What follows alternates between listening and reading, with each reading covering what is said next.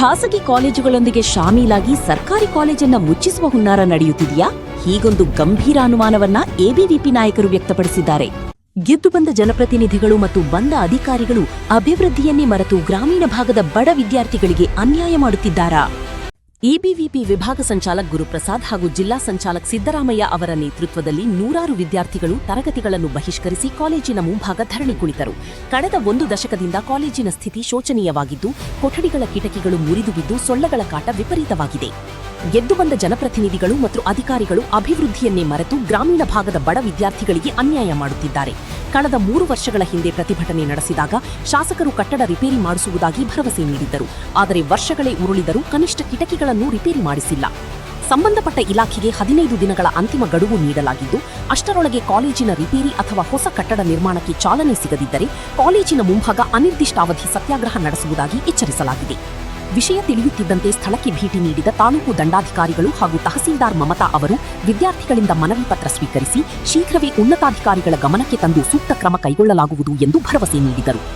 ಕಟ್ಟಡ ಹೋರಾಟ ಮಾಡ್ಕೊಂಡು ಬಂದಿದ್ರು ಕೂಡ ಯಾವುದೇ ರೀತಿಯ ಕಿಂಚಿತ್ತು ಬದಲಾವಣೆ ಆಗಿಲ್ಲ ಅಂತಂದ್ರೆ ಇವರ ಚರ್ಮ ಎಷ್ಟು ಎಮ್ಮೆ ಚರ್ಮ ಆಗಿದೆ, ಇವರಿಗೆ ಯಾವ ರೀತಿ ಕಣ್ ತಗಿಸ್ಬೇಕು ಅಂತ ಇವತ್ತು ಯೋಚನೆ ಆಗ್ತಾ ಇದೆ.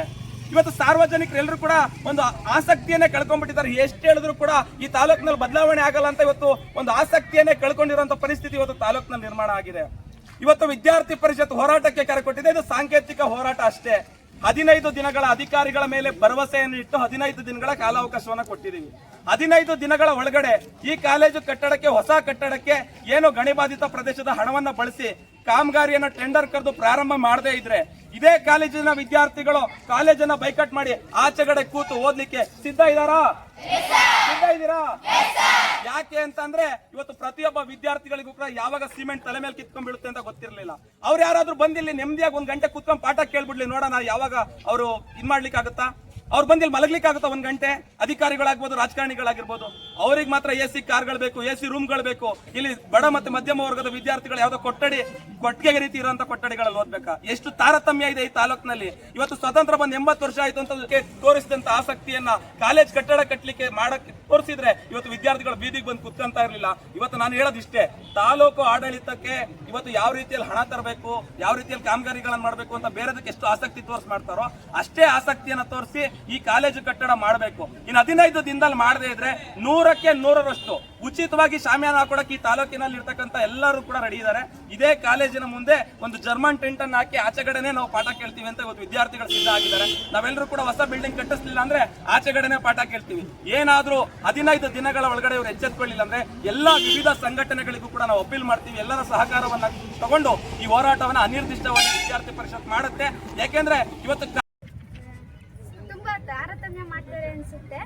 ಈಗ ಬಿಲ್ಡಿಂಗ್ ಒಳಗೆ ಬರ್ಬೇಕಾದ್ರೆ ತುಂಬಾ ಭಯ ಆಗುತ್ತೆ, ಎಲ್ಲಿ ಬೀಳುತ್ತೋ ಏನಾಗ್ತೀವೋ ಅಂತ. ಮತ್ತೆ ನೀರ್ ಫೆಸಿಲಿಟಿ ಕೂಡ ಇಲ್ಲ. ನೀರ್ ಫೆಸಿಲಿಟಿ ಒಂದು ಮಾಡ್ಕೊಡ್ಬೇಕು ಅಂತ ಕೇಳ್ಕೊತೀನಿ. ಮತ್ತೆ ವರ್ಷನೂ ಮಾಡ್ತಾರಂತೆ ಈ ಸ್ಟ್ರೈಕು. ನಮ್ಗೆ ಯಾರೋ ಹೇಳಿದ್ರು, ಗೊತ್ತಿಲ್ಲ ಕ್ಲಿಯರ್ ಆಗಿ. ವರ್ಷ ಇಷ್ಟು ಸ್ಟ್ರಿಕ್ಟಾಗಿ ಮಾಡಿದ್ರು ಇನ್ನೂ ಬಿಲ್ಡಿಂಗ್ ಆಗಿಲ್ಲ.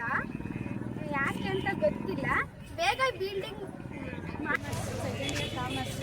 ಬಿಲ್ಡಿಂಗ್ ತುಂಬ ಬಿದ್ದೋಗಂಗೆ ಕುತ್ಕೊಳ್ಳೋಕ್ಕೂ ಭಯ ಆಗುತ್ತೆ. ಯಾವುದು ವಾಶ್ರೂಮ್ ಸ್ಮೆಲ್ ಬರ್ತಿರುತ್ತೆ. ಪ್ರಿನ್ಸಿಪಾಲ್ಗೆ ಎಷ್ಟೊಂದು ಸತಿ ಹೇಳಿದ್ದೀವಿ, ಕುಂದಿಸ್ತೀವಿ ಅಂತ ಹೇಳ್ತಾರೆ. ಬಿಲ್ಡಿಂಗ್ ಎಲ್ಲ ಕುಂದಿಸುತ್ತೆ, ಎಲ್ಲ ಬಿದ್ದೋಗಂಗಾಗಿದೆ. ವಾಶ್ರೂಮ್ ಸಖತ್ತು ಸ್ಮೆಲ್ ಬರುತ್ತೆ. ಅದನ್ನು ಕ್ಲೀನ್ ಮಾಡ್ಸೋಕ್ಕಾಗ್ತಿಲ್ಲ.